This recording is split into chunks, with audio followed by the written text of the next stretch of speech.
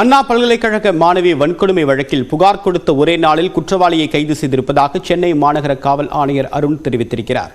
கட்சி பாகுபாடு இன்றி குற்றவாளிகள் மீது நடவடிக்கை எடுக்க முதலமைச்சர் மு.க.ஸ்டாலின் அறிவுறுத்தியிருப்பதாகவும் அவர் விளக்கம் அளித்துள்ளார்.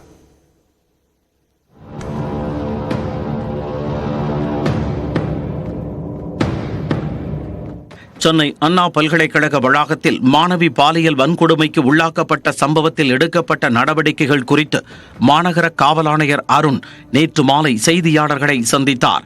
அப்போது பேசிய அவர், அண்ணா பல்கலைக்கழக பாலியல் வழக்கு தொடர்பாக பாதிக்கப்பட்ட மாணவியும் பேராசிரியரும் புகார் அளித்ததாக கூறினார்.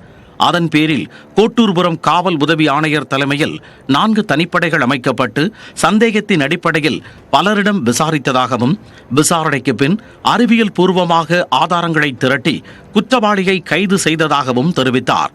அறிவியல் பூர்வமாக ஆதாரங்களை சேகரித்து டவர் லொக்கேஷன் சிடிஆர்லாம் போட்டு அடுத்த நாள் காலையில் 25 காலையிலேயே நம்ம அக்யூஸ்டை பிடிச்சிடறோம். பிடிச்சதுக்கப்புறமும் அந்த குற்றத்தை அவன் தான் செஞ்சான் அப்படிங்கிறத உறுதிப்படுத்துறதுக்காக மேலும் விசாரணைகள் பல செஞ்சு அப்புறம் குற்றத்தை அவன் தான் குற்றவாளி என்பதை உறுதிப்படுத்தின உடனே அரெஸ்ட் பண்ணி ரிமாண்ட் பண்ணுறோம். மாணவி வன்கொடுமை வழக்கு தொடர்பாக கைது செய்யப்பட்ட ஞானசேகரன் மீது 2013ஆம் ஆண்டு முதல் 20 வழக்குகள் நிலுவையில் உள்ள நிலையில் 2019ஆம் ஆண்டிற்கு பிறகு அவர் மீது எந்த வழக்கும் பதிவாகவில்லை எனவும், பெண்களுக்கு எதிராக செயல்பட்டதாக சென்னை பெருநகர காவல்துறையில் இதற்கு முன் வழக்கு பதிவாகவில்லை எனவும் காவல் ஆணையர் அருண் தெரிவித்தார். அதில் ஒரு நபரை இவன் பேசும்பொழுது சார்னு சொன்ன மாதிரி நிறைய பேர் குறிப்பிடுறாங்க. அது நடக்கலை, அது அவன் பொய்யா சொன்னது.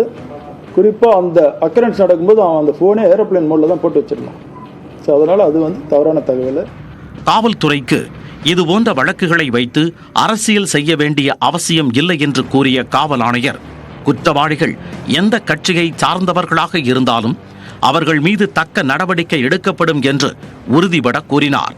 தமிழக முதல்வரை பொறுத்த வரைக்கும் நான் பதவியேற்கும் போதும் சரி, அவ்வப்பொழுது நடத்தக்கூடிய அத்தனை மீட்டிங்களையும் என்ன சொல்லுவாங்கன்னா, காவல்துறை நடுநிலையோடு வேலை செய்யணும், எந்த பாகுபாடும் பார்க்கக்கூடாது, யார் எந்த கட்சின்றதெல்லாம் பார்க்கவே கூடாது. அதுபடி தான் நாங்கள் வேலை செஞ்சுட்டு இருக்கிறோம்.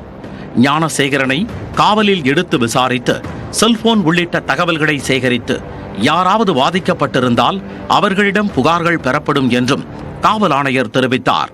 அண்ணா பல்கலைக்கழகத்தில் பொருத்தப்பட்டுள்ள 70 சிசிடிவிக்களில் 14 சிசிடிவிக்கள் வேலை செய்யவில்லை என்றும், அண்ணா பல்கலைக்கழகத்தில் 140 முன்னாள் இராணுவத்தினர் பாதுகாவலர்களாக 3 ஷிப்ட் அடிப்படையில் பாதுகாப்பு பணியில் ஈடுபட்டுள்ளதாகவும் அருண் தெரிவித்தார். பாதிக்கப்பட்ட மாணவி பாதுகாப்பாக இருப்பதாகவும், காவல்துறையினர் நடவடிக்கையால் மாணவி மன நிறைவுடன் இருப்பதாகவும் கூறினார். மேலும் ஞானசேகரன் மீது ஏற்கனவே 5 பிரிவுகளில் வழக்குகள் பதிவு செய்யப்பட்டுள்ள நிலையில் மேலும் 4 பிரிவுகளின் கீழ் வழக்கு பதிவு செய்யப்பட்டுள்ளதாக காவல் ஆணையர் அருண் தெரிவித்தார். அதன்படி ஞானசேகரன் மீது BNS 127 உட்பிரிவு 2, 351 உட்பிரிவு 3, தகவல் தொழில்நுட்ப சட்டம் 67 மற்றும் 67A ஆகிய பிரிவுகளின் கீழ் மேலும் 4 வழக்குகள் பதிவு செய்யப்பட்டுள்ளன.